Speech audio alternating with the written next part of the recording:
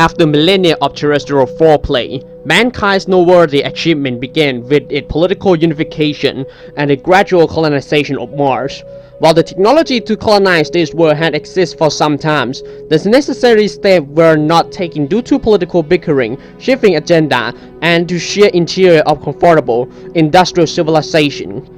Only when the risks clearly began to present themselves and Earth's environment began to buckle under the strain of 12 billion industrialized souls did mankind finally take up the momentous task. Over the decades, traveling to and later settling on Mars had been envisioned as quick, relatively easy affair, complicated but feasible and manageable in short term. As push finally came to shove, it became clear that this was not the case. The process had to go step by step. Almost pathetic bombardment with genetically tailored microbes, slowly generated and breathable atmosphere in a cycle that took centuries. Later, a few cometary fragments were knocked off course to bring forth seas, oceans, water.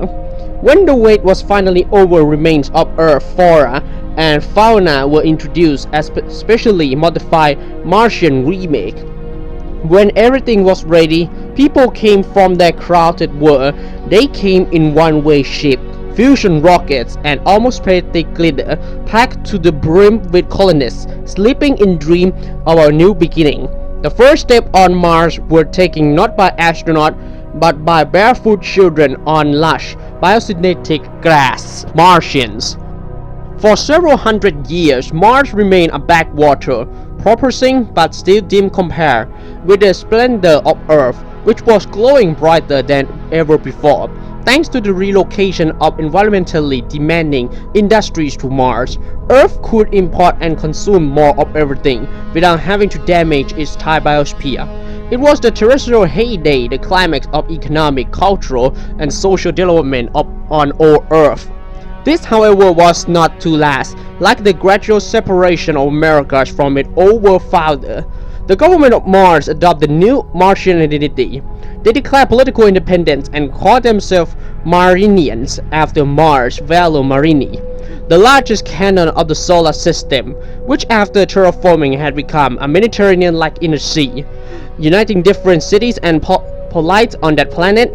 The difference between Earth and Mars was not only political. A few generations in less gravity had given the new Martians a spindly little frame that would have looked surreal in their old home. This, combined with a certain amount of genetic engineering, took their separation to a new level. For a while, the silent schism between the two planets was mutually accepted, and the balance of power hung in an energy equilibrium. But the Terra-Martian standoff could not last forever. With limitless resources and an energetic population, Mars was about to take the late Civil War. Martian prominence in the solar system was expected to occur in one of two ways: either through long-term economic gain or by a much shorter but painful armed conflict. For a few centuries, the former method seemed to be working, but eventually caused a collapse in the most destructive way. Almost since its establishment, Martian culture was suffused with an explicit theme of rebellions against Earth. Songs, motion pictures, and daily publications repeat these notions again and again until they became internalized. Earth was the old ossified home that held humanity back, while Mars was new, dynamic, active, and immediately. Mars was the future. This ideology eventually reached its semi-paranoid, revolutionary apex roughly 1,000 years from now. The nation of Mars banned all non-essential trade with and travel to Earth. For Earth, it was a death sentence. Without the resources and industries of Mars, the terrestrial heyday would quickly be over. Since the trade in essential goods continued, nobody would stop. But for every citizen of Earth, the Martian boycott meant the loss of up to 3/4 of their annual incomes. Earth had no choice but to reclaim its former privilege by force of necessity. Centuries after her political unification, Terra geared up for wars. Most thinkers and fantasists of previous time had imagined interplanetary war as glorious, fast-packed speculated of massive spaceship, one-man fighter, and last-minute heroic Nothing could have been further from the truth. War between planets was a slow, nerve-wracking series of personally timed decisions that spelled destruction on a biblical scale.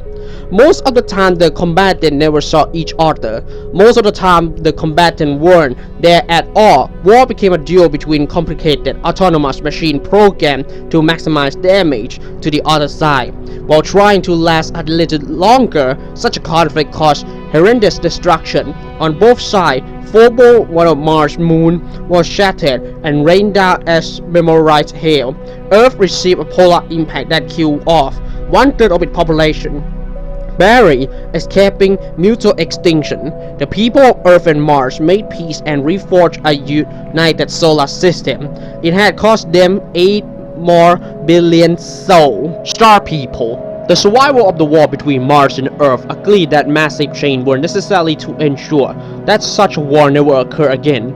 These reforms were so comprehensive that they involved not only political and economic change, but biological change too. One of the greatest differences between the people of the two planets was that over time they had almost become different species. It was believed that the solar system could never completely unify until this discrepancy was overcome. The answer was to create a new human subspecies, better adapted not only to Earth and to Mars, but also to the condition of most newly terraformed environment. Their creator enveloped these beings with larger brain and high talent, greater than the son of their predecessor, be they Terran or Martian.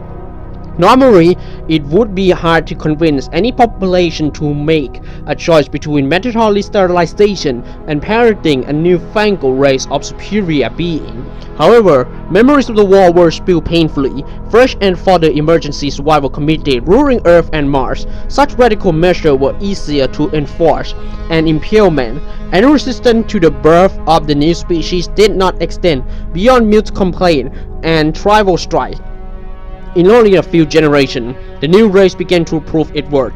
Organized as a single state and aided by the technological development of the wars, its people rapidly terraformed and colonized Venus, the asteroid and the moon of Jupiter and Saturn.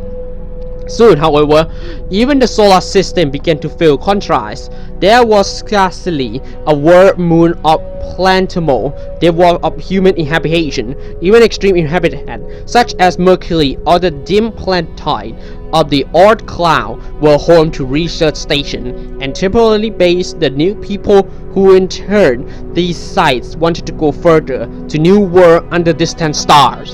Colonization and the mechanical Odyssey. Even for the star people, interplanetary travel was a monumental task. Early mind had blocked over the problem, and fantasies such as traveling faster than light and while hyperspace emerged as the only solution. Simply put, it was impossible to take a large number of people with enough supply to even the closest star to make colonization feasible. The existing technology could only slug along at mere percentage of light speed, making the journey an epoch-spanning affair. Enormous generation ships were convinced and even built, but these succumbed to technical difficulty or onboard anarchy. After a few generations, the solution was first to go there and make the colonies later. To this end, fast and small automated ships were sent forth to the star. On board were semi-sentient machines programmed to replicate on site and terraform the destination, then construct its inhabitants from the genetic material sought on board. A bizarre problem plagued such attempt. The first generation of humans to be manufactured sometimes develop a strange affection for the machine that made them. They reject their own kind and pursue after the massive identity crisis that followed. This technological Oedipus complex was not uncommon. Nearly half of all colony filing attempts were lost through it. Even then, the remaining half were enough to claim the galaxy for the star people. The Summer of Man. Right after mankind colonization of the galaxy came its first true golden age. Reared by machine prophet, the survival of the Oedipal plague built civilization that equal and even suppressed their forebear on Earth. Ancient solar system. This diffusion across the haven did not mean a loss of unity across the sky. Steady flow of electromagnetic communication linked mankind world with such eventually, that there was no colony that did not know about the going on of her distant sibling. The threefold of information meant, among other things, a vastly accelerated pace of technological growth. What could not be figured out in one world was solved by another, and any new development was quickly made known to all in a realm that spanned centuries of light. Not surprisingly, living standard rose to previously unimaginable level. While this did not exactly mean a galactic utopia, it's safe to say that people of the colonized galaxy live life in which labors, both mental and mental, was purely optional. Thanks to the richness of the heaven and the tools of machine, each individual had access to more material and greater cultural wealth than some entire nation in humanity deemed past. While all this development was going on, a curious phenomenon was observed.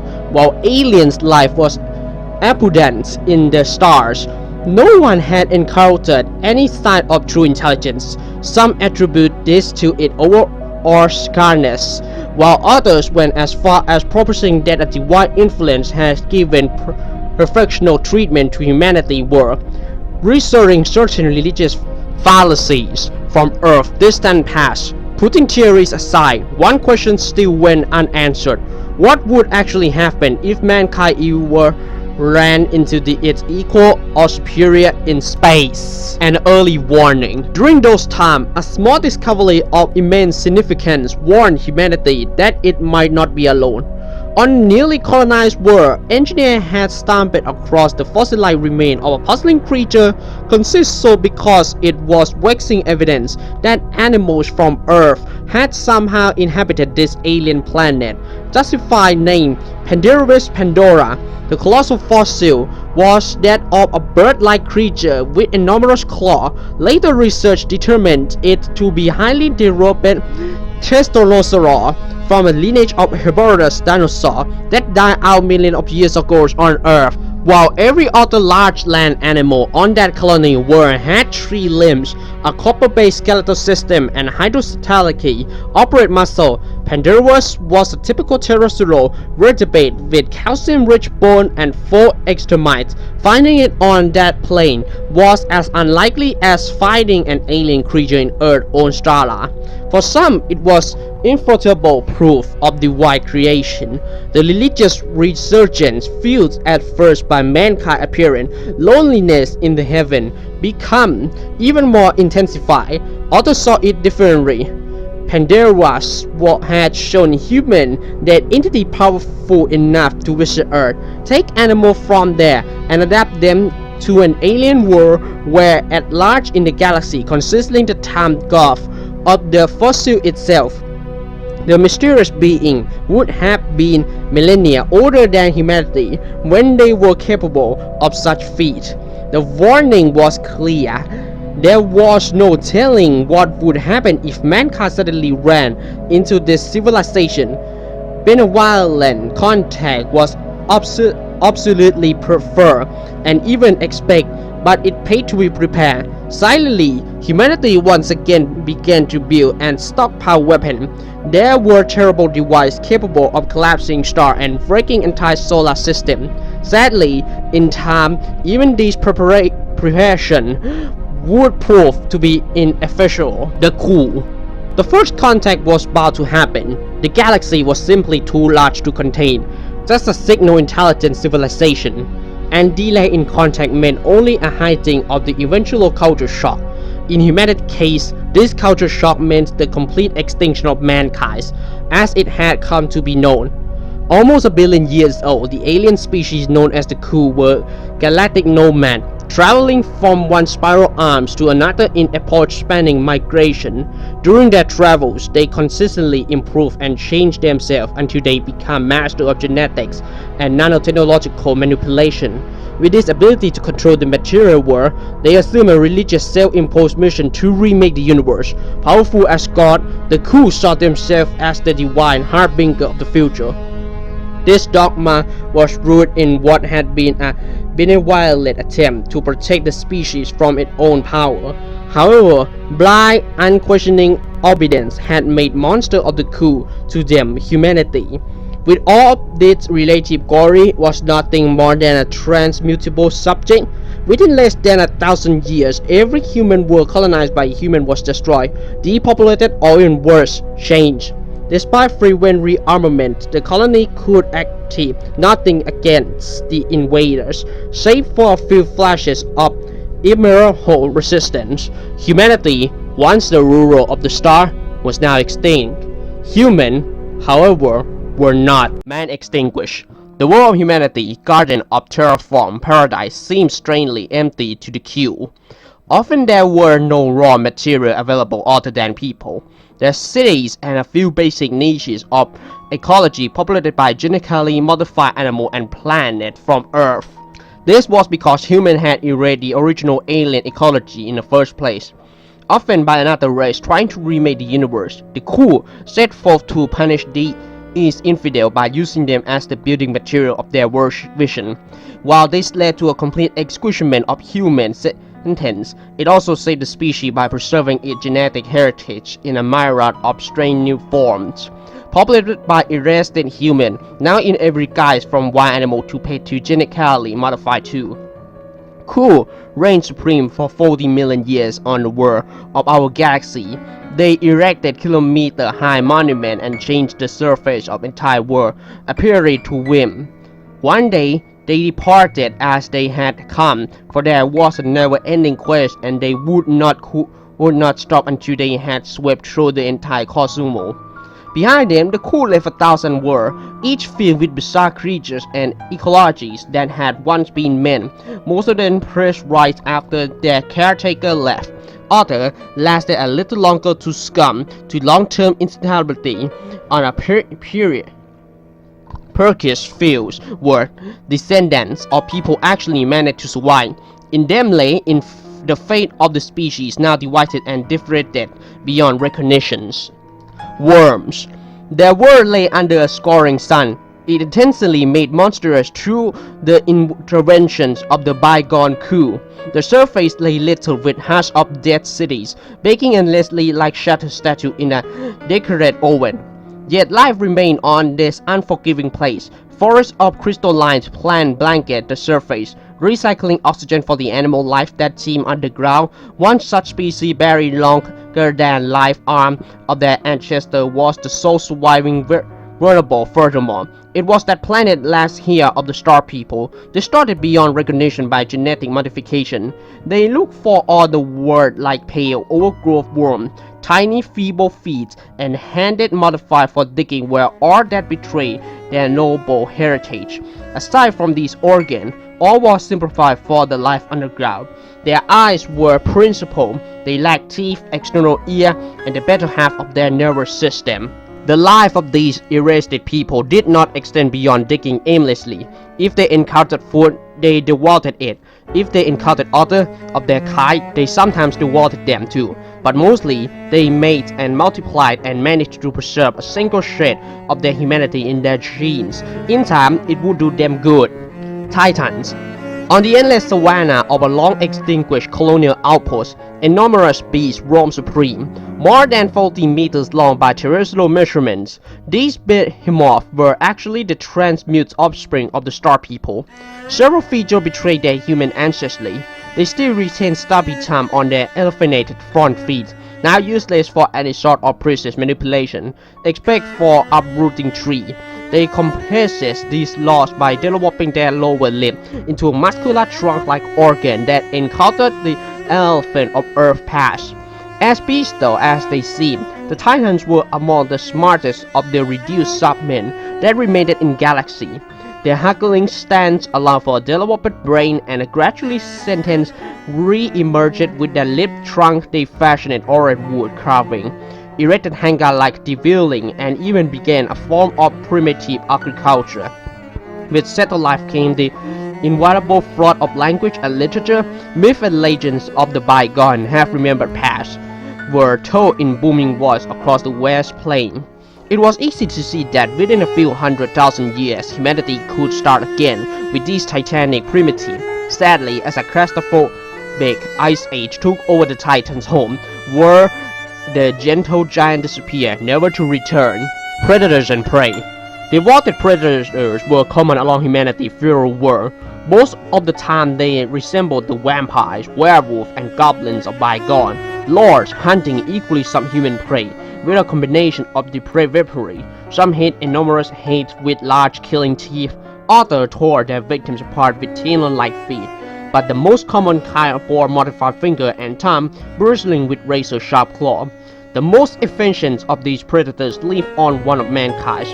First of were cornelies. In addition to paw-like hand with switchblade thumbs, they also had grabbing, tooth-studded jaws, and disproportionate head with large sensitive ear. All these served to make them the dominant predators on their home planet. They ran the prairie, stalked the forest, and ranged through the mountain in pursuit of different people. Herbivorous saltators with bird-like legs, while their prey lapsed into complete animosity. The hunter managed to keep the spark of intelligence alive in their evolutionary haunting. Mental law.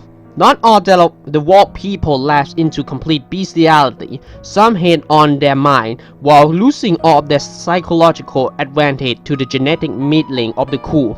A singular species was a prime example. They had been bred as singer and memory retainer, acting much like living recorder during the reign of Ku. When their master left, they buried swine, retrieving into the quadruped stance and occupying a niche as grazing herd animal. This change was so abrupt that the newly evolved mentalops endure only due to the forgiving sterility of their artificial biosphere. The mental lobe, equipped with full, if slightly numbered, human mind and completely disabled animal bodies, lived agonizing life. They could see and understand the world around them, but due to their bodies, they could do nothing to change it. For centuries, mournful herd roamed the plain, singing songs of desperation and lose entire religion. An oral tradition were woven around this crippling racial disability, as dramatic and detailed as any on bygone Earth. Fortunately, the selective force of evolution made their agony a short-lived one. Simply put, a brain was not advantageous to develop. If it could not be put into good use, a dim-witted half-witted antelope grew up faster than a smart one, and grazed just as efficiently. The antelope animal children overtook them in less than 100,000 years, and their mechalotic were fell silent for good. Nothing was scared in the evolutionary process. Swimmers.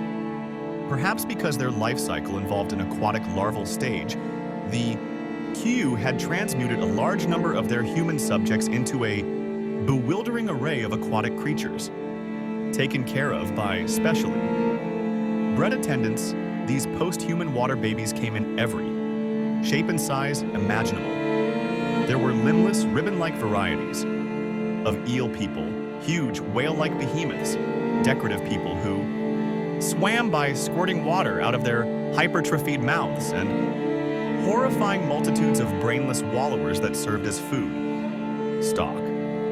All of them were perfectly domesticated. All of them went extinct when their masters left. All save a few lightly mutated, generalized forms. These swimmers still resembled their human ancestors to a large degree. They had no artificial gills. Their hands were still visible. Through their front flippers, their feet were splayed affairs that functioned like a pair of tail flukes. Recognizably, human eyes peeked through their blubbery eyelids, and they spoke to each other, though not in words and never in sentient understanding. For millennia, they swam the oceans of their ecologically stunted world, feeding on diversifying kinds of fish and crustaceans, survivors of the food stock originally imported from Earth. With the intervention of the Q gone, natural selection resumed. The swimmers became more streamlined to better catch their fast prey. The prey responded by getting even faster or evolving defensive countermeasures such as armor, spikes, or poison. Their evolution. Back on track, the swimmers drifted further and further away from their sentient ancestry. They would wait for a long time indeed to taste that blessing again. Lizard herders. They were the lucky ones. instead of unrecognizably distorting them. As they had done to most of their subjects, the Q had merely erased their sentience and stunted the development of their brains, distantly resembling their ancient forebears on Earth. The primitives led feral lives for an unnaturally long time. They never regained sentience after the coup left, despite having every incentive to do so. This was partially due to the total absence of predators on their garden world, resulting in no advantage for intelligence. Furthermore, the Q had made some small but integral changes to their brains, tweaking with the structure of cerebellum so that certain features associated with heuristic learning could never emerge again. Once again, the reasons for these baffling changes remained known only to the Qui.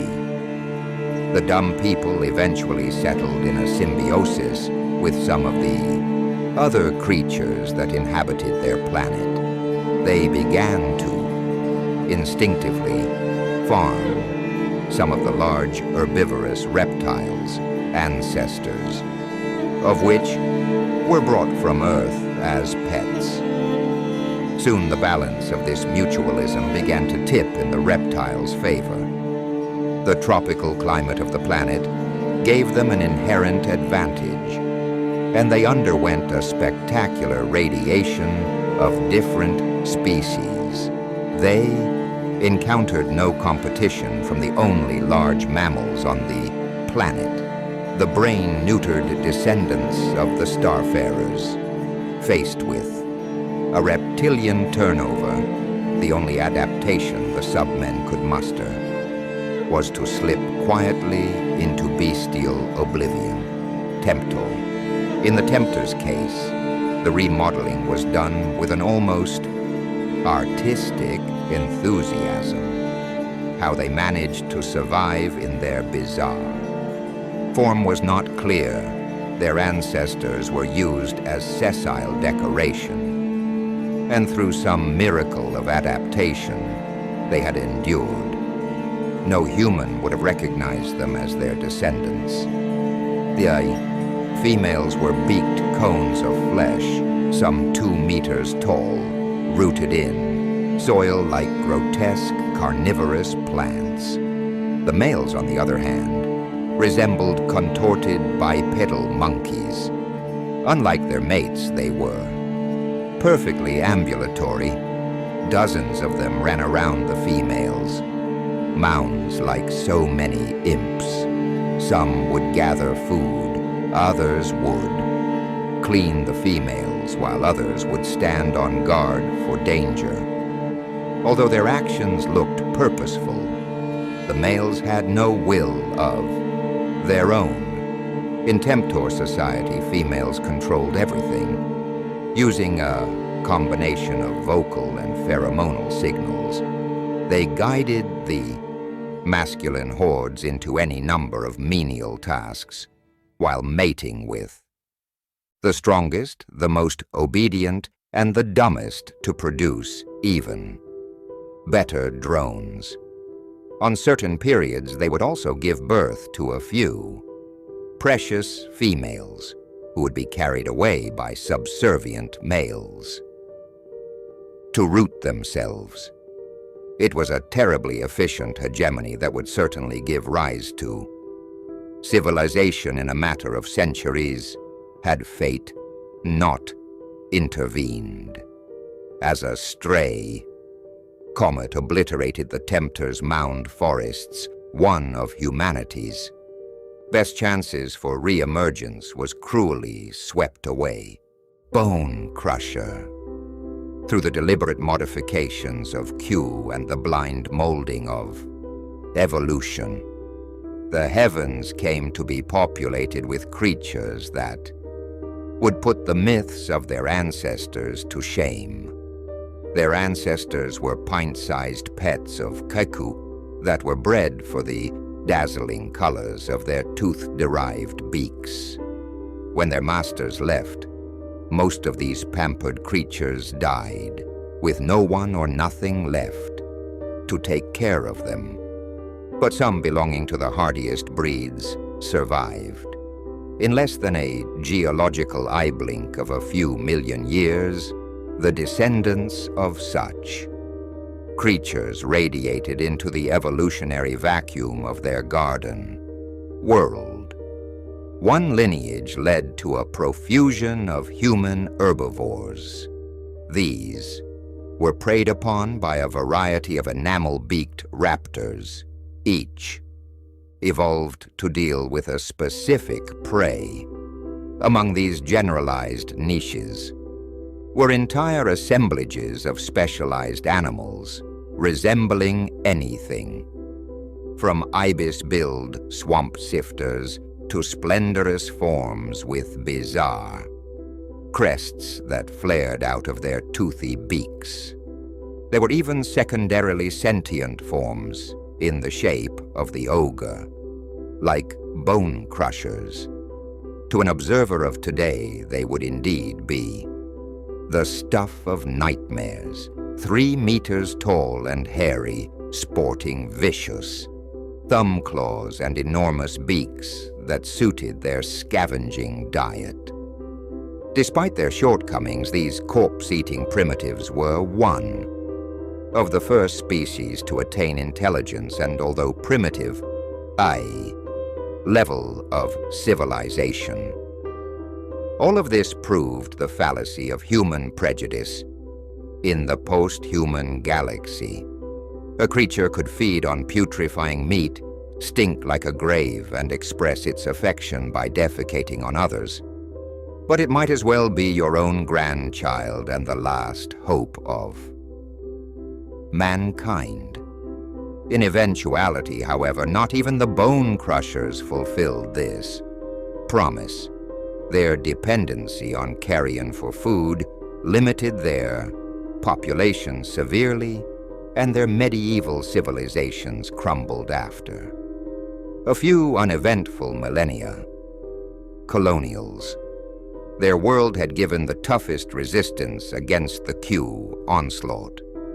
So tough, in fact, that they had turned back 2 successive waves of the invaders, only to succumb to the 3rd. The Q, with their twisted sense of justice, wanted to make them pay.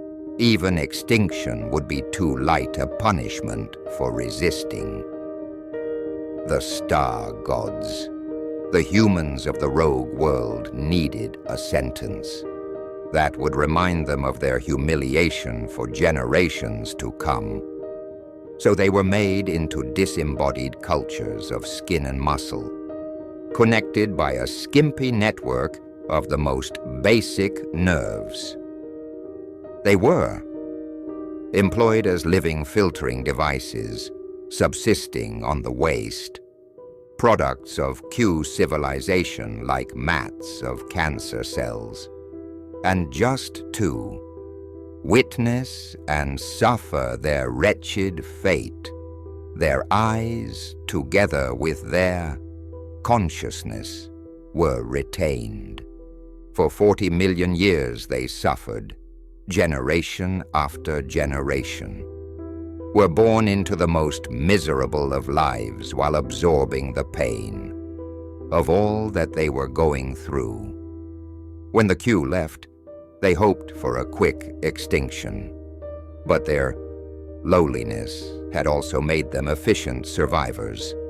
Unchecked by the Q, the colonials spread across the planet in quilt-like fields of human flesh. After an eternity of tortured lives, the human fields tasted something that could almost be described as hope. Flyers. They were not uncommon at all in the domain of Q, at least a dozen. Worlds sported human-derived flying species of one kind or another. Most resembled the bats or the pterosaurs of the bygone past, dancing through the ether like angels, or demons, depending on the point of view. There were a few bizarre kinds relied on swollen, gas glands for flotation as well. Sadly, most of these creatures were already too specialized to be anything but flyers. They had forsaken their humanity for the conquest of the sky. They had little potential for further radiation beyond their limited roles. The only exception proved out to be a monkey-like species that flew on wing membranes stretched across the last two fingers. Their advantage was a unique turbine-like heart, artificially developed. During the regime of Queen, no other human flyer in the galaxy had such an adaptation. The starfish-shaped organ sat in the middle of their chests, directly funneling oxygen from the lungs to the bloodstream in a supremely efficient way. This meant that the flyers could develop energy-consuming adaptations such as large brains without having to give up their power of flight. Not that the flyers were going to reclaim their sentience right away. Instead, they literally exploded into skies, filling the heavens with anything from bomber-sized sailors to impossibly fast predators that raced with sound. Their world was pristine and there were plenty of niches to play in. Intelligence could wait a little more. Hand flappers. Some flying posthumans reapproached sentience in an entirely different way. Without the augmented metabolisms or the gravitational advantages of their siblings on distant planets, they had no choice but to give up their power of flight in order to develop. Further, the hand flappers were one such species. Their wings, once used for butterfly-like flutters in the unearthly gardens of Q, had shrunken and reverted back into their manual condition. Their legs were likewise readapted, but they bore a splayed awkwardness from their perching ancestry. Only a singular and an almost sadistically simple flaw held them back from developing civilization. In the course of their secondary atrophy, the wings of the hand flappers had become useless as hands as well.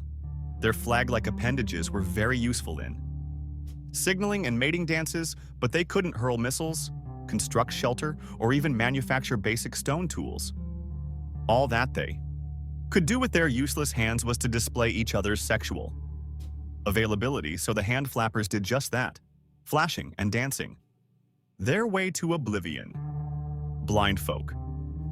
When the Q came, they dug in, and dug in deep, inside several continent-sized shelters under their besieged world. They waited for the invaders to pass them by.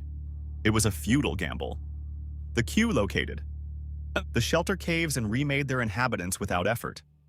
The shelters became home to an entirely different ecology, a realm of perpetual darkness, fueled by the trickle of water and nutrients from the world outside. A surprisingly complex ecology developed. On this scant resource, gigantic pale insects, the descendants of common household pests, competed with dolly-esque birds and rodents over fields of overgrown fungi. Predators were not uncommon. Almost crocodilian fish patrolled the underground. Streams and vast blind bats, echolocating with unnerving precision, took their toll on the residents of the cave floor. The kilometer-high ceilings of the shelters glowed in the dark with protean constellations of bioluminescent fungi, and in some cases, animals. People were present here as well, albeit in unfamiliar forms. They were more often heard than seen, as they tried to find their way in. The dark with banshee-like screams. These albino troglodytes lived in a realm where sound and touch, not sight, was the gateway of perception.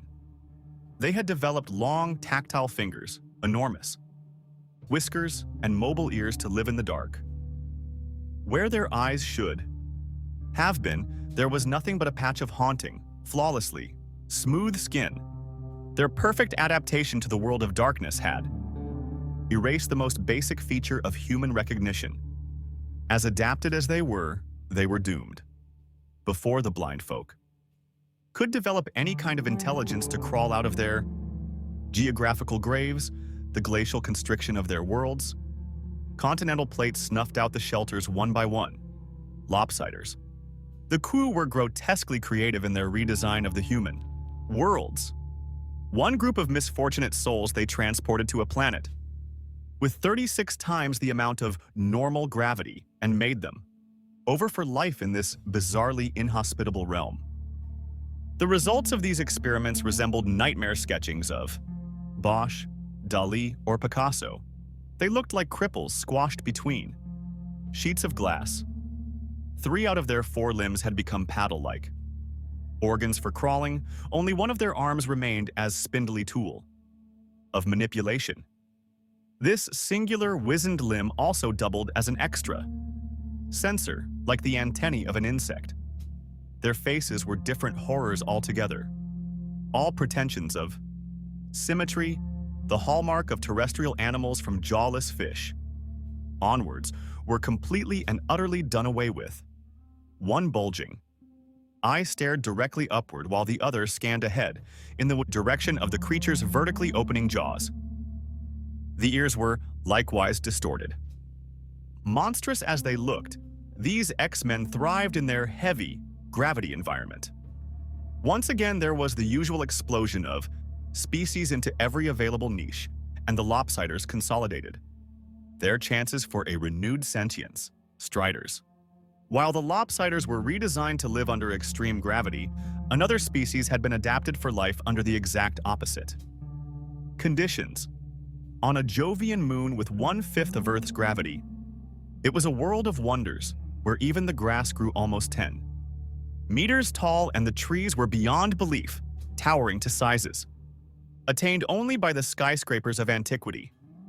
In these surreal forests lived equally spectacular fauna, the descendants of pets, pests, and livestock of humans, who in turn had been reduced to animosity as, well, one could see them in the league-tall forests, almost dancing among the trees as they reared higher and higher to browse. Their arms, legs, and necks had been stretched impossibly thin.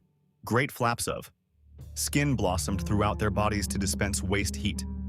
Sometimes they would even change their color in order to reflect light and keep cool. Overheating was a great problem for their grotesquely tall, thin bodies. Although imposing, these Giacomettian wraiths were developed as to be sickeningly fragile, even on their gravitationally forgiving world. A fall could shatter their bones, and slipping down from a branch would prove to be fatal. Sometimes on the open plains, even a strong wind could bring them down like the toppling masts. They survived entirely due to the merciful conditions of their garden world, which were about to change drastically. About 2 million years after the Q left their towering works of human art, a lineage of fearsome predators evolved from the terrestrial poultry that had gone feral on the planet, resembling attenuated versions of their dinosaur ancestors. The predators swept through the garden world like wildfires, extinguishing any species too fragile to escape or resist. The peaceful, delicate striders were among the first to go. Parasites. Humanity had diverged into 2 separate lineages on their world.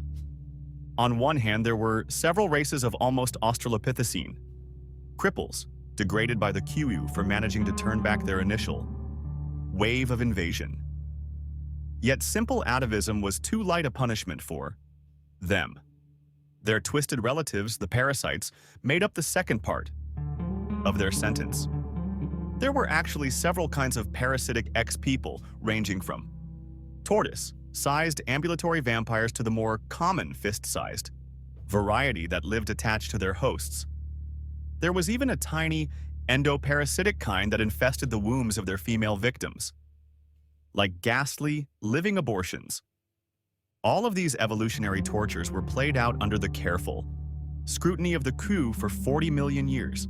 The punishment was so baroque, so elaborate that most of the artificial parasite host relationships died out when the Q left. Some submen learnt to cleanse their tick-like relatives by drowning, burning, or even eating them. Others, like the vaginal parasites, died out as their aggressive method of parasitism effectively sterilized their hosts. Yet, 1 or 2 varieties did manage to cling on to their hosts with abdominal suckers, muscular, gripping limbs, and sterile, pain. Soothing saliva, but their success did not lie entirely in the strength of their parasitical advantages. They also learned to regulate their dumb hosts, not killing them by over-infestation and thus ensuring their own long-term survival as well. In any case, totally single-sided relations were rare in any ecology, natural or artificial. In millennial cycles, the cousin species vicious. Parasitism began to give way into something more beneficial for both sides. Fingerfishers. Their ancestors were trapped on an archipelago world, a planet, sprinkled with many small continents and countless islands over. Interconnected networks of calm, swallow seas. Like a magnified Aegean, this place was a terrestrial paradise in many respects.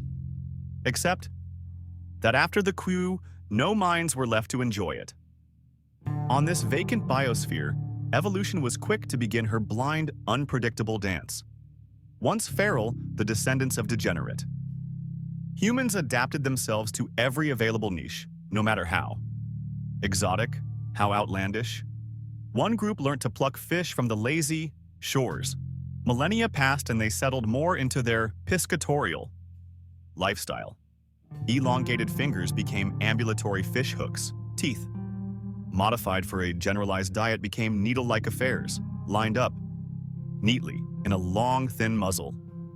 In less than a few million years, the fingerfishers established themselves as a prominent lineage.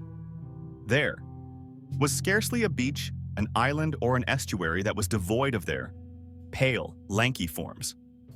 As prolific as they were, the fishers were still no better than animals. Their humanity would come only after another spasm of outlandish adaptations. Hedonists, even the blissful existence of the fingerfishers would have seemed bothersome to the hedonists, for their kind was not evolved, but designed for a life of pleasure. The Q had kept them as pampered pets, set loose in a tropical island world of succulent fruits, bountiful trees, and calm, lapping lakes full of sweet, bacterial manna. Furthermore, the hedonists were left as the only animal life on this place. They had no choice but to enjoy it to the fullest. In normal conditions, any given species would quickly crowd out. Such an utopian environment. But normal conditions had never been the point of the Q redesign. They had altered their subjects so that they could conceive only after mating an enormous number of potential suitors continually over a period of decades. While this took care of the population problem, it also made the species less adaptable. Without any point in sexual competition, natural selection would progress only at a glacial pace. Fortunately, they're stable. Microcosm remained free of environmental catastrophes even after the Q left. All these changes had also made the hedonists stay. Their lives were juxtaposed routines of browsing, sleeping, and mind-blowing sex, troubled neither by the concerns of disease or pregnancy. Aloof and carefree, they enjoyed the most pleasurable times of all mankind, albeit with the intellectual capabilities of 3-year-olds. It didn't really matter, though. Who needed to think when having such a nice time after all? Insectophagy. Nondescript, quaint human species abounded in the post-Q galaxy. Hundreds of them lived out simple, unnoticed lives, never developing, to become sentient, never learning their true heritage as starborn human beings. Most of them went extinct, not to be missed or even remembered. Those that lingered on managed to survive in shady, quiet niches, never again making any impact on the celestial scheme of things. One such species was the Insectophae. They had quietly adapted themselves for a diet of colonial insects and small animals. They had faces covered with leathery plates, claw-like hands to dig out prey, and worm-like tongues to scoop them up. All in all, they weren't special in any particular way, but a combination of galactic invasions, coincidence, and pure luck would later make them the longest enduring of all Urstarmen. The meek would inherit the cosmos, though not just yet. For now, the insectophagi were concerned only with the location of insect colonies and the onset of the mating season. Spacers. It must be remembered that the star people did not succumb entirely to the Q invasions. While their worlds fell away one by one, some star people took refuge in the void of space. One after another, entire communities scrambled into generation ships and cast themselves off into the darkness, hoping to go unnoticed by the beings that had overrun their galaxy. Desperate times made for desperate measures, as the Starmen had observed during their initial colonization of the galaxy. Life in generation ships inevitably lead to mass insanity and anarchy. This time, however, humans had to adapt themselves or face extinction. Entire asteroid fields were confiscated and hollowed out to make spaceships of unseen size. These hollow shells cradled bubbles of precious air and water, but no artificial gravity of any kind. It was discovered that a purely ethereal existence would ease the stress of interstellar exile, provided that its inhabitants were adapted for life inside such an environment. Furthermore, people were forced to change themselves. In a atmospherically sealed, gravity-free environment, their bones were left free to grow longer, thinner, spindlier. The circulatory and digestive systems were pressurized to avoid heart problems and congestion. The latter change had another advantageous side effect. Humans could navigate through the void with jets of air expelled from modified anuses. Such experiments were numerous and usually plagued with failure. Yet they did succeed in creating a future, sealed tight in their moon, sized, air-filled, weightless havens, the descendants of the star. People managed to evade the scourge of Q. It was an endless diaspora. Even after the Q left, they would find themselves too divergent to have anything to do with their ancestral lifestyles. The survivors of the initial hurdle would never set foot on a planet again. Ruin haunters, a particular human species singled out by its lucky access to the heritage of its stellar ancestors, would eventually get to play a leading role in the shape of things to come. They had gotten through the Q invasion with relatively little degradation. Yes, they had been reduced to the level of apes, but their recovery had been quick. Apparently, the Q had not worked as hard at suppressing their intelligence, nor had they made a comparable effort to wipe away the material traces of the Starmen. Even after millions of years, enormous ruins of the global urban spaces littered the continents of their world. Thus did the ruin haunters earn their names. With developed minds and unrestricted access to the wisdom of the ancient cities, the exponential pace of their development was only natural. One by one, they deciphered and built upon the secrets of the bygone star people until they almost equaled their galactic ancestors in wisdom and skill. All of this development happened in an unnaturally short period of time, and sometimes the old technologies were not even understood, as they were blindly replicated. Needless to say, such a pace of development put premature stresses on the social and political structures of the ruin haunters. They barely survived the 5 consecutive world wars that raked their planet, 2 of which were thermonuclear exchanges. They made it through. Their baptism with fire had hardened and awakened them. The wars united them politically and pushed their technological capabilities even beyond the level of the Starmen. Incidentally, they also developed a dangerous form of autochthonous madness. The ruin haunters had come to believe that they were the sole descendants and the true heirs of the star people, and they were ready and willing to do anything in order to claim their fictitious, bygone golden age. Sentience reborn. If any sort of periodical arrangement can be brought to the history of mankind, the post-Q era of emerging human animals can be likened to a series of millennial dark ages. However, like any dark age situation, These periods of silence had finite lifespans. One by one, like stars emerging from the fog, new civilizations were born, out of the shattered remnants of mankind. In some rare cases, the recovery was swift and straightforward.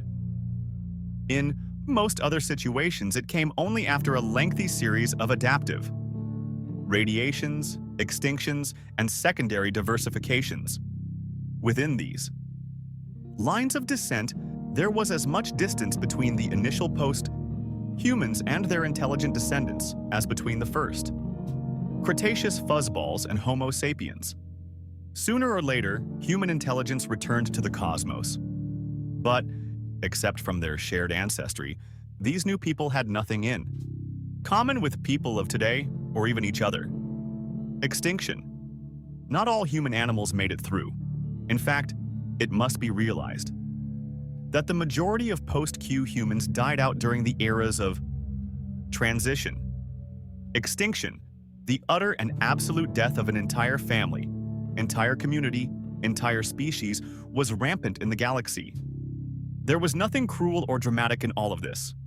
Extinction was as common and as natural as speciation.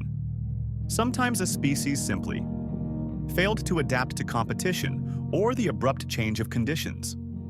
In other occasions, their numbers dwindled across imperceptible gulfs of time. This way or the other, human animals faded out. In all of this death, however, there was new life. As one species vacated a certain niche, others would soon step in to take its place. Adaptive radiations would follow, filling in the blanks with myriads of diverse and varied forms. Despite the fallen, the flow of life would proceed, blazing in constant turnover. Snake people, descendants of the worms. The scorching sun eventually cooled down and life flooded back to the surface from her subterranean stronghold. As animals of all kinds exploded into the terrestrial niches that had been left vacant for millennia, so did the descendants of the worms. On the surface, they found new opportunities as entire assemblages of serpentine, grazers, swimmers, predators, and people. One form descended from tree-climbing mammalian. Snakes re-evolved the human intelligence that had lain dormant for so long. They observed, contemplated, and philosophized with novel, spirally coiled brains and handled the world with a singular pelvic hand, born out from the remnants of their ancestors' feet. They looked nothing at all like their distant human ancestors, but their social development followed a similar path. Several agricultural world empires, followed by industrial revolutions, social experiments, world wars, civil wars, and globalization. But then again, political parallelism in history did not necessarily imply a similar, or even recognizably human world. Modern cities of the global snake world were tangles of pipe-like roads, branching, three-dimensional railroads, and windowless, hole-like buildings. Though their knotted architecture differed from region to region, these settlements generally looked like kilometer-wide balls of glass, metal, plastic, and cloth wrapped so tightly that a human of today would find it impossible to move inside them. Plazas and open areas were totally absent as they presented navigational obstacles in areas of insecurity. Their evolutionary background in the trees had made the snake people into borderline agoraphobes. None of these, of course, was unusual to the snakes in any way. Their relatively alien lifestyle was as particular to them as ours is to us. All across their world, the arterial cities throbbed with people, each seshde smit devates, with their own joys, sorrows, and chores, living out lives as human as any other intelligent beings. Killer folk, descendants of the human predators. The carnivores also rebounded into civilization. Their journey involved a series of changes during which they lost the adaptations that had allowed them to endure as the top predators of their world. The saber teeth, once used for slashing through sinew and trachea, became fragile and thin, useful only as organs of social display. The hook-like thumb claws were also reduced, but not deleted. In their place, the last two digits rotated perpendicularly to become newfangled graspers. All this gracility, however, did not mean weakness.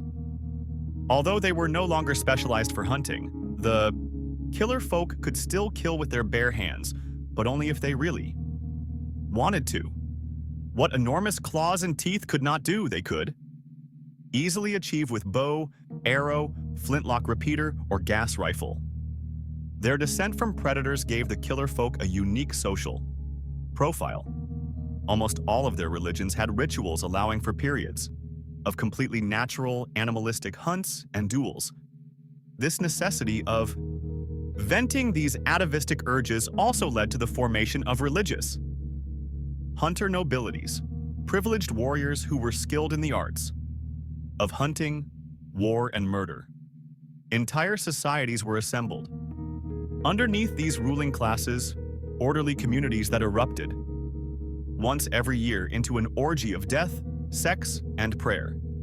For thousands of years, nomadic warriors, together with their vast herds of once human livestock, chased and battled each other across a chessboard of continents. All of this chaos was to be swept apart with the advent of modernity. In a development comparable to an industrial revolution, one nation, pack of killers devised methods of settled, intensive factory farming, organized state structure, secularism, and technological leap. Frogging were quick to follow.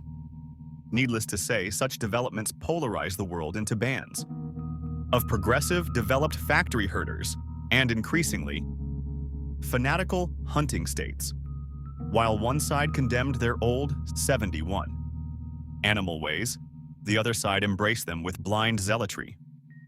This was their crisis of modernity, the balkanization of the progressive and conservative factions on the road to global unity.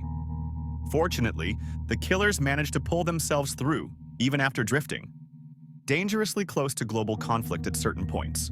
Tool breeders, descendants of the swimmers, they used to be simple creatures, descendants of a battered people that had taken to the sea.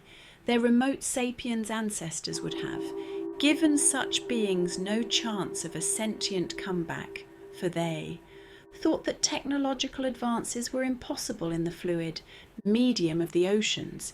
But the swimmers disproved such predictions by founding one of the most advanced and most outrageously alien cultures of the entire human lineage. Fire, the cornerstone of industrial engineering, was almost impossible to sustain and use underwater, but the breeders simply chose another path when complex tool-making proved impracticable. They began to breed their tools and machines for them. It had started long before the species was even intelligent. In the endless variety of life in the seas, the swimmers always adopted and controlled the organisms that were useful in some way. Once domesticated, these creatures were willingly or unintentionally modified through artificial selection and conditioning. The process was slow, but once underway, its effects were formidable. A modern city of the breeders was a sight to behold. Huge, heart-like creatures pumped out nutritious fluids to a network of self-repairing, living conduits.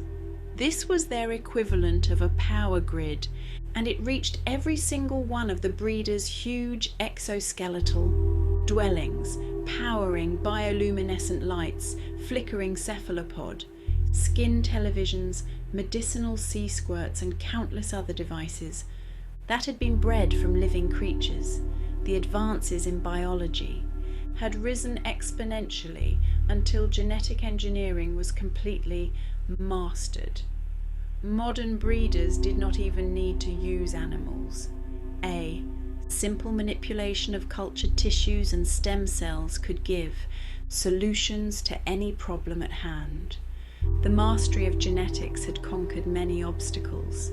The yawning ocean depths as well as the planet's few tiny land masses, were now firmly within the breeders' grasp. However, they were not content with mere planetary dreams. New forms and bizarre creatures were still being developed in daring attempts to conquer the one realm that was most hostile to life.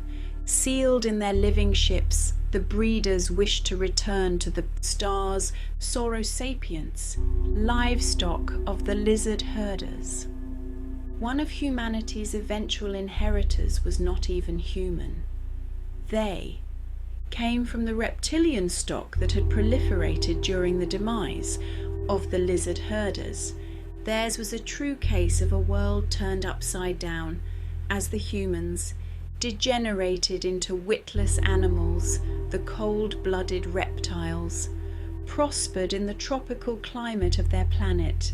Millennia passed, and they began to produce increasingly smarter forms, one of which distantly resembling featherless versions of the predatory dinosaurs of the past, actually crossed over the threshold of sentience and built up a series of civilizations.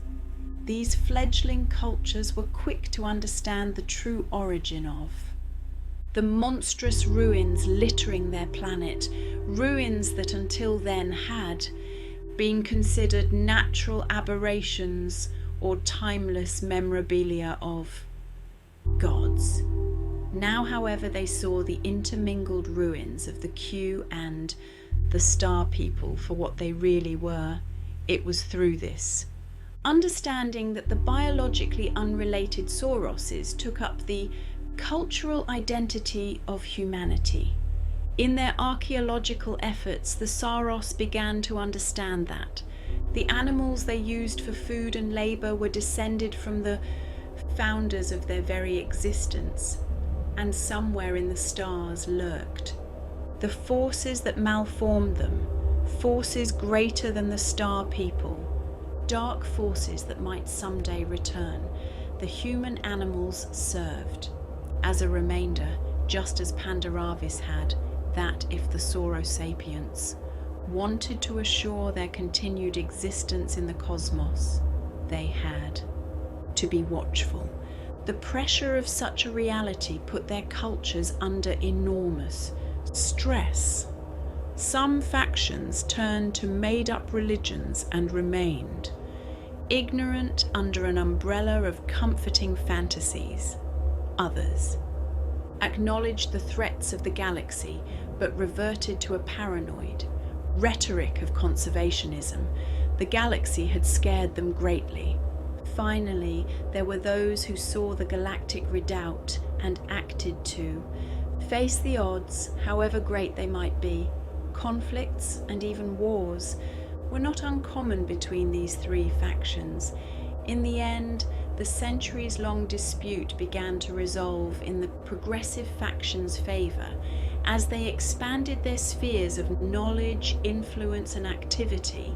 The Saurosapients became as human as any other civilization opening up to the galaxy. Modular people, descendants of the colonials, the blind workings of evolution followed the unlikeliest paths, made use of the most fleeting opportunities. The very existence of the modular people was testimony to this fact. Their ancestors, the colonials, would have been seen as hopeless cripples by almost any observer. They lacked coherent organs, and their existence was limited to carpeting water shores like mats of algae. But as degenerate as they were, the colonials were resilient survivors, able to hold on to life in the harshest of conditions. As time passed, they began to organize themselves in differentiated colonies instead of homogeneous mats. In the colonies, each human cell could perform a singular function and benefit from the union of others. Thus began the great age of organization, during which different colonies competed with each other by developing specialized human cells that would give them an edge in the struggle for life. Some colonies grew enormous taproots that were able to siphon resources from far away. Others abandoned roots altogether and began to move themselves on starfish-like foot segments. Some colonies came up with units equipped with claws and poisons, taking competition to a brand new deadly level. Others responded to the threat with armor plating or watcher cells equipped with enormous eyes. The eventual winner of this colonial arms race was a sentient colony, organized around hyper-specialized units whose entire purpose was to direct the others. These colonies spread around the planet as they adapted the parts of their rivals to function within themselves. Thus were the modular people born. Living in fully industrialized megalopoly, they came in an indescribable variation of shapes and sizes, anything from castle-like guardian forests to diminutive scuttling couriers was a member of the modular whole. They could combine with each other and split, up or exchange parts as needs presented themselves.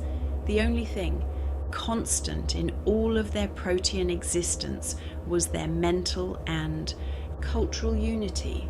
Due to their biological structure, these people had managed the impossible. They were actually living in a world of peace and utopian equality, where everybody was happy to be parts of greater, united wholes. Pterosapiens, descendants of the flyers. The flyers' supercharged hearts had given them an evolutionary winning hand, and they diversified to fill up the heavens. It was only a time before the competition in the skies got too intense, even for their souped-up metabolisms. Some lineages gave up their wings and returned to the ground, living as differing sorts of predators, herbivores, and even swimmers. Their aerial adaptations gave them an edge on the ground, and they produced forms of stupendous size and agility. They were wonderful beings, but no sentience came out of the terrestrial sky beasts. Instead, civilization flowered in the skies. One species from a line of wading, stork-like predators evolved a brain that was large enough to imagine and act upon the world. Their feet, already versatile to catch slippery, swamp-dwelling prey, got even more articulate and assumed the role of hands. As a compensation, they lost some of their aerial streamlining, but what they could not do with their bodies, they were more than able to make up with their minds. Their power of flight made the Pterosapiens a global folk before they could invent nations and borders with such an inherent ease. Of travel, ideas and individuals diffused too fast for social differences. To ossify. Acting with a planetary awareness, they farmed their gigantic terrestrial relatives, raised cities of perches and fluting. Towers harnessed the atom and began to gaze up to the stars without having to compensate too much from the average. Individuals' social welfare, and without dividing up into quarrelsome factions. As egalitarian as their life seemed, they paid a stunting, inevitable price. Their hearts, even in its boosted state, had trouble supporting their power of flight and grotesquely large brains at the same time. As a consequence, their species had an ephemeral lifespan. A Pterosapien was sexually mature at 2, middle-aged by 16, and usually dead by 23 years of our time. This grim cycle caused them to appreciate every moment of their existence dearly, and they pondered upon it with feverish intensity. A shelf of scrolls by Pterosapien philosophers would have been the envy of every human. Library. In their cities, life blazed away with unreal speed, rushing past to meet fleeting deadlines. As a species, the angelic flyers were victims of heart disease, asymmetric people, descendants of the lopsiders. Although contorted by gravity, the lopsiders managed to regain their sentience and develop a civilization in a short few million years. Squat, pancake-like buildings spread all over their planet. These constructs looked like squashed bunkers, and they were never more than a few meters high. They did not seem like much, but such. Structures were entrances to underground homes, schools, hospitals, temples, universities, but also embassies, prisons, asylums, command centers, and arsenals. They lived strange lives, but the lopsiders were human in all of their virtues and evils. Thus, it was only natural for them to expand outwards and look for new frontiers to colonize. Fortunately, their solar system harbored other planets, similar to the lopsider homeworld in almost all respects except gravity. But they weren't willing to let such trivial details stop them. Throughout their history, humans had always risked changing themselves to preserve their future. It was a risky gamble, but it had paid off since the days of the Martian Americans. But re-engineering the flattened lopsider body for a benign gravity was a monumental task indeed. Suffice it say that the experiments took millennia to achieve even limited success. After countless attempts, the asymmetric people were born, or rather made. Their bodies were changed considerably, what had been shovel-like toes to slither. Through the high-gravity dirt had become centipedal legs, and the singular grasping hand was elongated to an extreme degree. Their grotesque faces had been inverted and turned upside down after, reverting from a flounder-like existence. Twisted as they were, members of this new race enjoyed tremendous advantages over their flattened forefathers. Their social development also paralleled that of the bygone Martian Americans. Once again there was a golden age, followed by increasing tensions and interplanetary war. But unlike the Martians, the asymmetrics ruthlessly exterminated their parent race and went on to rule the solar system alone. On the way, they stumbled across the remains of the Q and the Star people and advanced immensely. Triumphant on their own realm, they turned to the heavens for further exploits, symbiotes, descendants of the parasites. As time passed, the relationships between the parasites and their hosts got connected to such a degree that it began to involve a cooperation of the individuals. These were no longer single-sided relationships. In exchange for the host's nutritious blood, the parasites offered their heightened senses as early warning against predators and other hazards. A great arms race of symbiotic relationships thus commenced. Certain parasites offered their hosts larger eyes, others sharper, senses of smell, hearing, or even additional defensive weapons in the shape of venomous saliva, malodorant sprays, or an extra bite.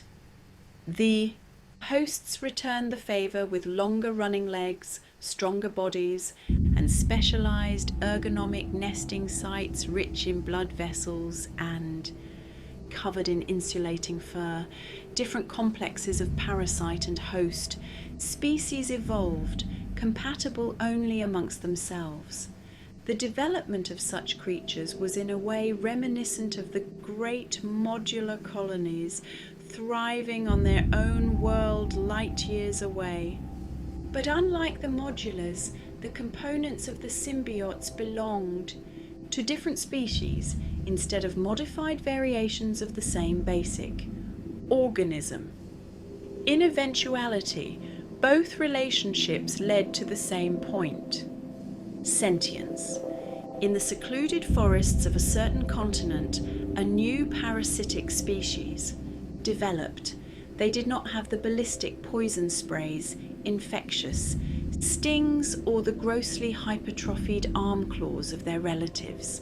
Instead, these parasites offered a simpler bargain, an ability to think, in return of total submission. Initially, this relationship was more like a horse and its rider, but after a few 100,000 years, the symbiotes could manipulate their hosts like puppets through a combination of tactile and olfactory signals. A few more millennia and these combined beings developed an order not unlike our own, complete with countries, politics, and even war, albeit reduced in the newly globalizing world culture. In this age, technology filled most functions of the hosts, but a thriving husbandry of these creatures still remained due to tradition and simple efficiency.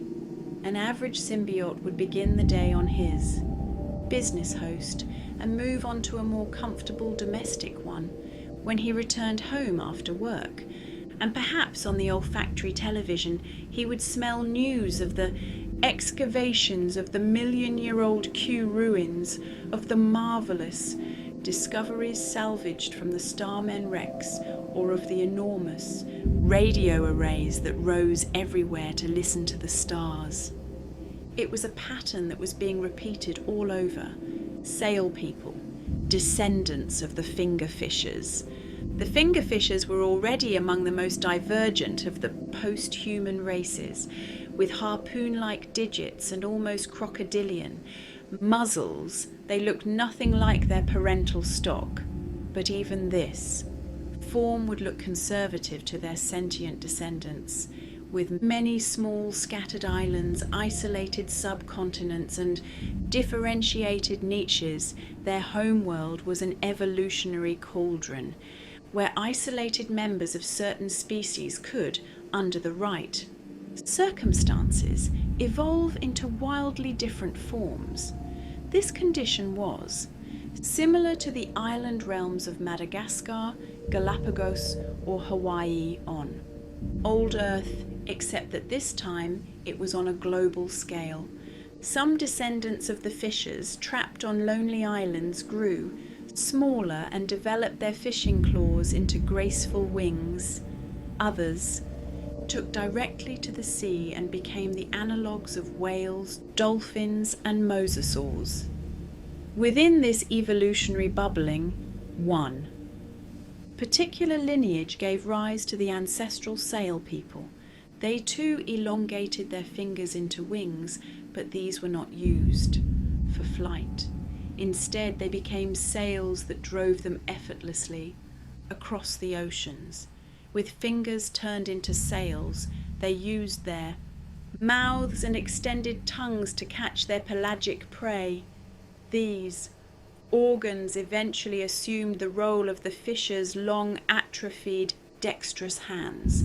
The need to better navigate the endless seas put an inevitable pressure on their memories, and the sailors' brains grew correspondingly. It was only a matter of time until one of these navigators became smart enough to think. Even when sentient, the sail people still needed a long time to achieve any sort of social stability. Their scattered world made for a tremendous diversity of cultures, which competed and fought just as resiliently. Across generations, untold flotillas of tribal warriors battled each other in epoch-spanning pointless conflicts. Nomadic warriors and pirate societies inevitably came into being, prolonging the uncontrollable cycle of violence. Only when a certain warrior tribe developed warfare on an industrial scale and the state society needed to support it, and then only when. This notion of modernity gave rise to an idea of peace, did the sail. People finally managed to unify. Generations of blood had stained the oceans for far too long. Satyriacs, descendants of the hedonists, their pleasure-drenched existence locked between their static. Paradise world and their inherently slow pace of evolution seemed immune to change. Perhaps this was true for 1,000,000 years or so. But on larger scales, complete stasis was a fable. During a particular era, geologic upheavals threw up huge masses of land over the shallow oceans of their world. The hedonists, until then trapped on a singular island no bigger than today's Iceland, were not late to colonize these new pastures. This was more of a necessary exodus, since the events that raised the new lands had also thrown up enormous clouds of ash that smothered the atmosphere and blocked out the sun. Their innocence finally spoilt, most of the hedonists died out, unable to adapt. The only survivors were fast-breeding freaks who had abandoned the reproductive quirks of their ancestors. It was these forms that colonized the newborn continent and gave rise to a multitude of species, which included the Satyriacs, sentient heirs to the hedonists. These beings resembled their ancestors to a great degree, except that they now sported enormous tails, boneless organs of balance, woven out of extended pelvic muscles and fat. Along this appendage, their entire bodies were reoriented in horizontal, almost dinosaurian postures. Although they had abandoned the frantic reproductive strategies of their ancestors, their social lives still retained a delightful tint of casual promiscuity. The Satyriac civilization was quick to establish itself globally, for even with the additional land masses, the terrestrial domain of their world remained no larger than Australia. For a while, 3 and then 2. Land empires competed each other before dissolving into a myriad, smaller nations, and finally reunifying into a coherent world order. From this point on, the Satyriac world once again became a Valhalla of pleasure, with festivals, concerts, and ritualized orgies punctuating every working week. This time, however, it could all be savoured by true intelligence, bug faces, descendants of the insectophagi. Over time, their insectivorous ancestors came to resemble their prey. Hardened, leathery faceplates once used for defense against stings, and bites ossified and became integrated into the jaw structure. Their hands and feet, with reduced numbers of fingers and toes, developed into pincer-like affairs. Even their metabolism reverted, partially into ectothermy in the balmy, lazy climate of their planet. But it was none of those adaptations that gave them the edge in survival.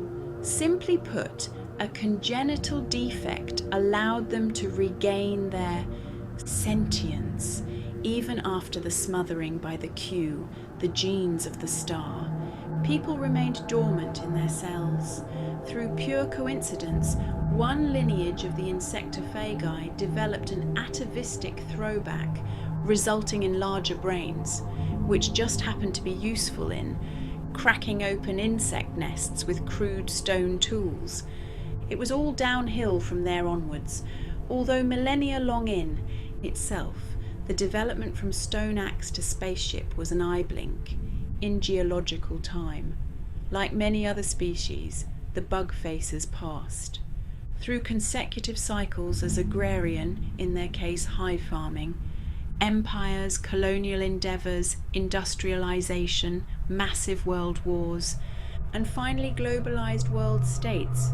But there was one thing that set their development apart from all other post-human species. They faced another alien invasion. History does not record much about the invaders, except that unlike the Ku, theirs was a singular effort, and it was beaten off in an intense cycle of orbital and terrestrial wars, Although vanquished, the invaders did succeed in leaving behind their traces. They introduced their own flora and fauna, which flourished on the Bugfacer home planet long after they departed. More importantly, they imbibed the poor Bugfacers with a pathological interspecies xenophobia to the point that they were fearful even of their post-human cousins on other stars. Through an ironic twist of fate, their fears would be more than justified, though not just yet.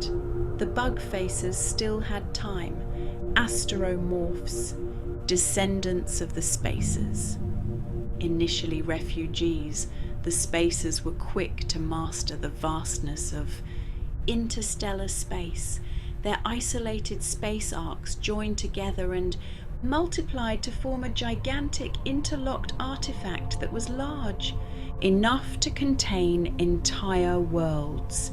But no planets lay inside the asteromorph capital, only cavernous gravity-free bubbles where the inhabitants could finally develop to their fullest. Freed from the constraints of weight, their bodies grew spindly and insectile, with individual digits extending into multitudes of thin, versatile limbs. Other than these, the only developed organs were their derived jet sphincters, which went on to become the principal means of locomotion. But above all were their brains, their bulging, swollen brains. With no hindrance from gravity, the human brain could grow into unprecedented sizes. Each generation devised experiments that produced offspring with greater cranial capacity, giving rise to beings who went through their everyday lives thinking in concepts and structures scarcely comprehensible to people of today.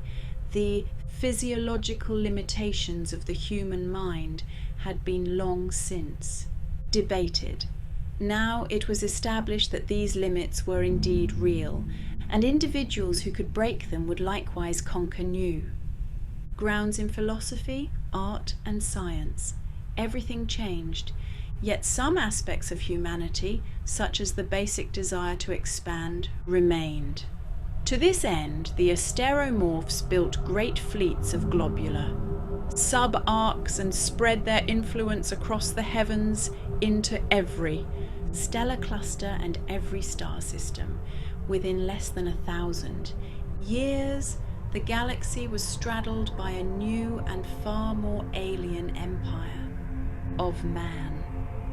Strangely enough, its dominion included none of the newly emerging post-human species, for its masters had completely lost interest in planets, those stunting gravity-chained balls of dirt and ice. The newborn arcs settled comfortably in the outer rims of star systems, quietly observing the lives of their struggling relatives. For the first time in history, there were actual gods in the Myriad. Human skies. They were silent and weren't even noticed for most of the time, but their watchfulness was ultimately going to pay off. Second Galactic Empire. Over time, the sentient post-humans began to reach out to the galaxy. They inevitably stumbled across the ruins of the Starmen and figured out their interstellar ancestry. These discoveries were followed by a realization that there might be others like them, unimaginable distances away. Thus, the fledgling civilizations set about to probing the skies. The contacts, all established by radio communication, were not spread out evenly. The empire began little more than a few million, years after the Q left, with the first dialogue between the earliest killer folk and the Satyriacs. A few thousand years later, they were joined by the tool breeders hailing out from the ocean depths through living radio arrays. The second wave of sentient species joined in during the following 10 million years as the modular whole, Pterosapiens and the fledgling asymmetrics contacted their celestial cousins. Finally, in the next 20 million years, newly evolving civilizations such as the Sauros, snake people, parasite/symbiotes, and the sail people successively contacted the burgeoning galactic empire, the Bug. Facers were aware of the whole process, but due to their xenophobic experience, they only opened up after a staggering 40 million years of silence. This union was an empire of speech, for actual travel between the stars was too difficult to be practical. Like the bygone colonies of the starmen, the posthumans cooperated through the unrestricted exchange of information and experience, although covering every aspect of an astonishing variety of cultures. The empire's efforts focused on two main issues: political unification, though not homogenization, and galactic awareness, constant readiness for possible alien invasions. Everybody had come across the remains of the mysterious Q. Nobody wanted a repeat of the same scenario. When the Second Empire ran into the asteromorphs, who had silently saturated the galaxy with their own empire of man, they feared the worst. But luckily for them, the godlike beings were not. Divinius decimt septini, interested in the Second Empire, nor any of its worlds. The asteromorphs were given a wide berth and accepted as they were, incomprehensible, omnipotent forces of nature. This coordinated effort lasted for almost 80 million years, during which its member species attained previously unimaginable levels of culture, welfare, and technology. Each species colonized a few dozen worlds of their own, in which nations, cultures, and individuals lived to the fullest potentials of their existence. Needless to say, all of this was possible only through constant communication and a total openness to the galaxy. Most communities took this for granted and dutifully participated in the galactic dialogues, but there were others, silent, darkened beings, who refused to join in. Through them would come the ruin of the empire. Gravital, descendants of the ruin haunters. After the lesson of the Q, Second Galactic Empire kept a constant watch against alien invasion. Ironically, they neglected to look among themselves. The second great invasion of the galaxy came not from outside, but from within, the ruin haunters, who were lucky enough to inherit the secrets of the starmen and Q, when other species were mere animals, had experienced a tremendous advance in technological prowess. All they were as sophisticated as, if not more, than the asteromorphs of the void. But their ascendancy was not a sane one. Recall that. Most ruin haunters were already deranged with a twisted assumption of being the sole inheritors of the starmen. They refused to communicate with their relatives on other planets and kept to their own affairs. This neurotic hubris assumed truly dangerous proportions after the ruin haunters modified themselves. The origin of this modification lay in an earlier catastrophe. The ruin haunter's sun was undergoing a rapid phase of expansion, and the species, advanced as it was, could do nothing to stop the process. So the haunters did the next best thing and changed their bodies. The infernal conditions of the solar expansion meant that a biological reconstruction was totally out of the question.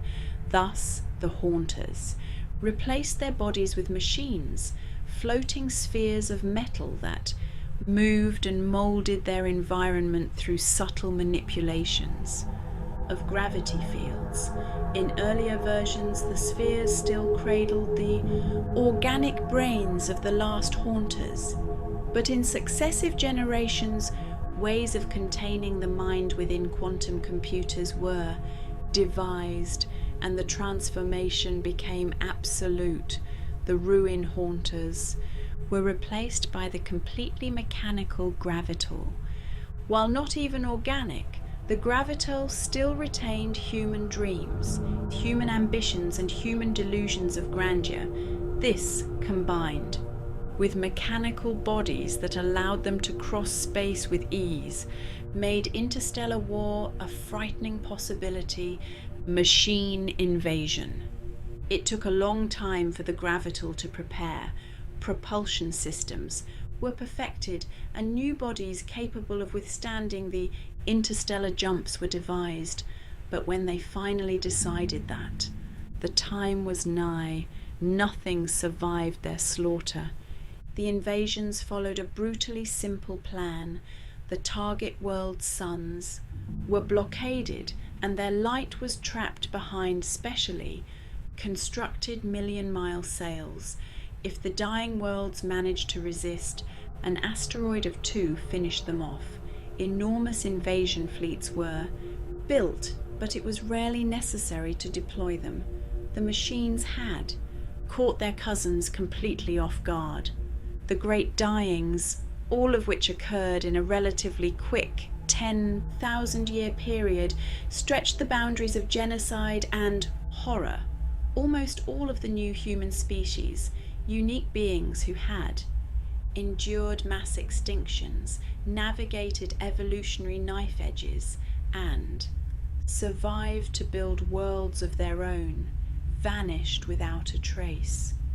Even the Q had been loyal to life. They had distorted and subjugated their victims, but in the end they had allowed them to survive. To the machines, however, life was a luxury. Such thorough ruthlessness was not, ironically, born out of any kind of actual hatred. The gravital, long accustomed to their mechanical bodies, simply did not acknowledge the life of their organic cousins. When this apathy was mixed with their unsane claims as the sole heirs of the starmen, the extinctions were carried out with the banality of, say, an engineer tearing down an abandoned building. Under the reign of the machines, the galaxy entered a brand new dark age. When considering the invasion, the machine invasion brought on the greatest wave of extinctions the galaxy had ever seen, for it was not a simple act of war by one species against another, but a systematized destruction of life itself. When considering such a vast event, it is easy to get lost in romantic delusions. It is almost as easy to write off the gravital as evil as it is to consider the entire episode as a nihilistic end of everything kind of scenario. Both of these approaches are, as they would be in any historical situation, monumental fallacies. To begin with, the gravital were not evil, at least not to their own perception. These beings, although mechanical, still lived their lives as individuals and operated inside coherent societies. They had surrendered their organic heritage, but their minds were not the cold, calculating engines of true machines. Even after giving orders that would destroy 1 billion souls, a gravital would have a home to go to, and, as incredibly as it might sound, a family and a circle of friends, towards which it felt genuine affection. Despite being endowed with compassion, their harsh treatment of the organics was the result of, as mentioned before, a simple inability to understand their right to live. Furthermore, the gravital did not constitute a singular, indivisible whole whose entire purpose was to wreck the universe.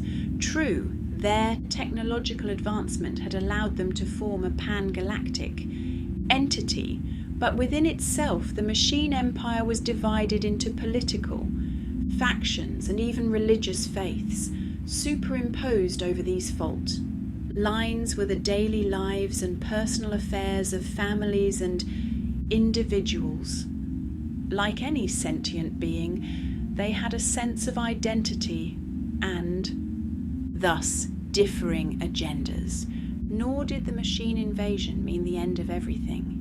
There certainly was a widespread destruction of life, but what was lost was only organic life, consuming energy, directing it for reproduction, thought and even evolution. The machines were as alive as any carbon-based organism. Despite the turnover, life of a sort survived, and as would be seen, even preserved some of its organic predecessors, subjects, many descendants of the bug facers. The bug facers, racially shy and xenophobic due to their background of repeated alien invasions, became the first species to face the gravital onslaught. As ironic as their fate seemed, the bug facers were the luckiest of the post-humans, instead of being exterminated. Like the rest of their cousins, they survived as the only organic beings. In the machine empire, the precise reasons for their retention remain unknown to this day. Perhaps the machines hadn't perfected their ruthless apathy by then, or perhaps they pitied the poor organics and allowed them to maintain a stunted parody of an existence. Whatever the reason, the bug facers endured, but they hardly resembled their original ancestors anymore. Genetic engineering, the lost art of the galaxy-threading Q, and later the tool breeders as well, was mastered almost as comprehensively by the machines, not hesitating to warp the beings which they did not really consider to be alive. They spliced their way into the bug facer DNA, producing generations of literal abominations. Would a woman or man of today show any apprehension towards reassembling a computer or even recycling trash? Such was the attitude of the triumphant gravital. Thus, multitudes of subjects were produced, distorted to such an extent that even the meddling of the Q seemed comparatively timid. Most of them were used as servants, caretakers, and manual labourers. These were the lucky forms. Some submen were reduced to the level of cell cultures, useful only for gas exchange and waste filtering. Others were moulded into completely artificial ecologies, baroque simulations that served only as entertainment. Some machines, with their still human ambitions, took this practice into a new level and produced living works of art, doomed one-off creatures who existed purely as biological anachronisms. Be it as tool, slave, or entertainment, humanity narrowly held on to its biological heritage, while its machine cousins reigned supreme. For an unbelievable 50 million years, the other machines. Recall that despite its galaxy-cradling might, the machine empire was not homogeneous. It contained dozens of differing factions that did not always agree on everything, including the treatment of their downtrodden biological subjects. Some machines, over a process involving several religious, social, and philosophical doctrines, began to comprehend the universality of life and the common origin of organic and mechanical humanities. Initially, such individuals lived in seclusion or withheld their beliefs from the world. They secretly engineered lineages of subjects that could live, move, and think as freely as they could. In a few memorable instances, the engineers fell in love with their creations, and their martyrdom inspired other machines to think just a little differently. Eventually, the ideology gained enough momentum to be practiced openly in everyday life. However, the sect of toleration soon ran into odds with their hardline pan-mechanical rivals. The seething intolerance between the two factions finally broke free when some tolerant machines wanted to set several worlds aside for the unrestricted development of biological life. All hell broke loose, and the Machine Empire, the apparently seamless monolith of the galaxy, experienced its first short, bitter civil war. The war did not cause any lasting damage, but it plainly illuminated one fact: the greatest entity the galaxy had ever seen was not without its problems. The fall of the machines, return of the spacers. In the longer run, the internal struggles of the Machine Empire might have led to its downfall, but there was no need to wait that long, as the Empire died a shorter but immensely more cataclysmic death. For a long time, the Machine and the Asteromorph empires had been eyeing each other nervously. They hadn't yet run into open confrontations, as the Asteromorphs kept mostly to their outer space. Arx and the Machine Empire occupied the planets in almost every inhabitable solar system of the galaxy, the same upside down. Tension built up between organic beings living in the void and machines inhabiting perfectly terrestrial worlds. Power was evenly balanced between the two rival empires. Moreover, this balance involved forces strong enough to destroy planets en masse. Each side knew that any kind of war would result in mutual annihilation, and only insanity could start such a conflict. Well, the post-Civil War empire of the machines did go insane, in a sense. In order to divert attention from internal struggles, it needed a new enemy to consolidate its rival factions against. How unwise that this enemy came to be the Asteromorphs. It is unnecessary and nearly impossible to describe the carnage that followed. The conflicts lasted anywhere up to a few million years, and the resulting loss of life, both mechanical and organic, made the initial machine genocide seem irrelevant. When the cosmic dust settled, the winners displayed themselves. The conquerors were the Asteromorphs, changed beyond recognition after 50 million years of continual self-perfection. Their grossly hypertrophied brains stretched out like wings on either side, and their finger-derived limbs had formed an intricate set of sails and legs, endowed with superior technology and limitless patience. These 109 beings almost completely destroyed the machines, despite losing a substantial number of their own species. The conflict also thrust the Asteromorphs into the affairs of their long-neglected human cousins. As impossible as it seemed, some of the machine's subjects had survived the ordeal. Now, the Asteromorphs could no longer look away. With the machines gone, it was up to the Asteromorphs to clean up.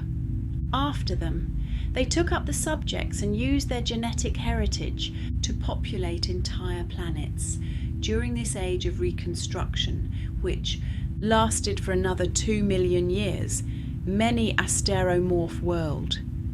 Builders emerged as true gods, creating inhabited worlds almost out of scratch. Their subjects, meanwhile, became the inheritors of a truly new, war-torn phoenix of a galaxy, the post-war galaxy. When replenishing lost worlds, the Asteromorph gods also took measures to ensure the continued safety of their creations. The abrupt rise of the machines had shown that unless carefully regulated, the wealth of the stars could always host a race of galactic usurpers. The asteromorphs, watchful but ever transparent, did not want to interfere directly. Instead, they produced terrestrial versions of their own kind to regulate the galaxy. They adapted their delicate, ethereal fingers into spidery limbs and shrunk their brains considerably to readjust to the rigors of gravity. The resulting sideline was stunted by asteromorph standards, but still it produced demigods in every sense of the word.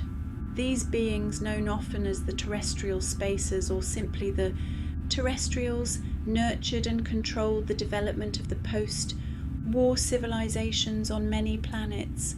They acted as caretakers, prophets, kings and emperors, but also as grim reapers as the occasion dictated. The endeavour did not always proceed as smoothly as planned, of course. Most of the time, the newborn races refused to heed their mentors and in several cases even rebelled against them. Needless to say, this crime was always punished with a swift extinction. Furthermore, even the terrestrials grew corrupted. Instead of offering guidance, terrestrials on many planets simply played God, weaving contrived religions around themselves to shamelessly exploit their subjects. It was not ethical or even productive, but this method seemed to guarantee more stability than actually trying to bring up the new races. This way or another, organic sentience reclaimed its dominance in the galaxy, the new empire, managed by terrestrials, populated by a myriad descendants of the subjects, and overseen ultimately by the omniscient astromorphs, achieved greater progress and a longer-lasting calm in the galaxy than all of its predecessors combined. The new machines. Long after their fall from grace, the machines still clung on to existence. During the initial aftermath of the war, the asteromorphs had planned to exterminate every last one of them, only to discover that the machines were simply too useful to destroy. For millions of years they had perfected the interface between mind and machine to such an extent that they could live and operate in the most inhospitable conditions. Such beings, deprived of their galaxy, straddling power, would make invaluable contributions to research and exploration in the new empire. There was a sense of poetic justice in all of this. The machines, who once distorted biological life forms to their whim, were finally treated to a similar fate. To begin with, the asteromorphs completely scrapped their ability of self-contained gravitational manipulation, the very force that had rendered them invulnerable in the first place. They were given finite lifespans and slightly numbed imaginations, so that history would not repeat itself. The degradatory nature of these changes, however, did not imply an overall regression. Unlike their ancestors, the new machines were endowed with nanotechnological bodies that could remodel themselves continuously, which meant that they could come in every shape and size imaginable, and then some that could not. A machine citizen could live for some time in the void of the space conducting research and then transform into a completely different body plan for a holiday on a cometary halo, tropical jungle, or a methane ocean. He or she would also make the trip personally by growing temporary hyperdrives and ramjet engines. Despite their breathtaking versatility, the machines were never as common or prominent, even after completely accepting their role as lowly citizens of the new empire. The greatest wars inconceivable. 113. History had ingrained the organics with too deep a mistrust of their mechanical neighbours, and the new machines were always treated with a degree of discrimination. The sins of their fathers had come to shackle this most splendorous of all human species. Second contact. With successive waves of machine-aided discovery and colonization, the new empire grew exponentially. Such was the growth of wealth and progress that its description would need the use of concepts that remain unexplored today. To talk with a man of today about the comings and goings of the new empire would be akin to giving lectures of 20th century geopolitics to a hunter-gatherer. This magnificent entity was not blind to the universe around it. It tuned in its eyes, ears and senses and probed the events of the surrounding galaxies. The new galactics suspected that the surrounding nebulae might also have their indigenous folk, and it was wise to contact them before a misunderstanding or conflict could occur. On a darker side, these observations also served as lookouts for potential invaders. Even then, the memory of the Cuba was not forgotten. The discovery was eventually made. One of the neighbouring galaxies was showing patterns of activity that were the unmistakable signs of a sentient organisation. Some thinkers reviled in the discovery of a new civilization, while others feared a return of the Q. Fortunately, this second encounter with an alien species proved to be a peaceful one. Perhaps the intelligences of both galaxies were finally mature, enough to meet without quarrelling. The other galaxy was dominated by connected unions of different beings, presided over by various kinds of amphicephaly, bizarre creatures that resembled giant snakes with heads on both ends, one of which bore a secondary retractile body that they would use to interact with the world. Apparently, they had undergone alternating series of regressions, evolutionary radiations, and self-imposed genetic makeovers, just as humanity had.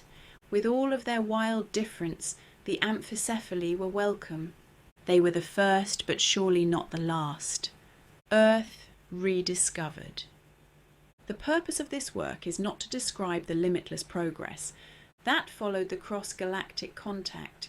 One could go indefinitely, chronicling how the united galaxies re-encountered and subdued the Q, how they cradled their suns with artificial shells, multiplying their inhabitable zones a billionfold, how they crisscrossed interstellar space with wormholes and made travel a thing of the past.